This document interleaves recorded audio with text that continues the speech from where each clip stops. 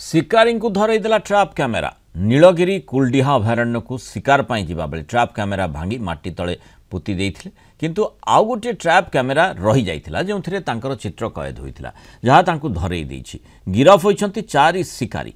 समस्तक घर मयूरभंज जिला चेमचटा लोधासाही अंचल रे।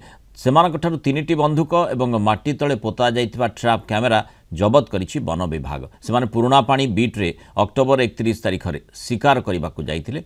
अभयारण्य को शिकार पाई जिबा बेले ट्राप कैमेरा भांगी माटी तले पोती देइथिले। आमर जो कोल्डिया अभयारण्य जो ट्राप कैमेरा लागितला ताको से कैमेरा रे किछि फोटो उत्तोलन होता ताको आधार करके आमर गिरफ होइछंती 4 जन गिरफ होइछन। मैं विशेष सूत्र खबर पाई से माने को एरिया रे लोक आमे ताको ट्रेस करथलु एवं ताको आमे अरेस्ट करथलु।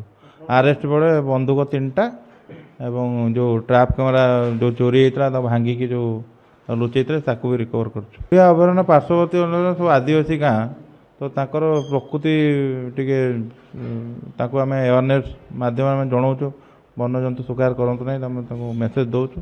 धीरे धीरे कमिलानी कमिज आम भावुँ। दमन करने यथेष भाव पेट्रोलिंग चलती। आम स्टाफ मैंने डेडिकेटेडली भितर काम कर। मुझे निजे जाइए इनवल्व हो सब काम।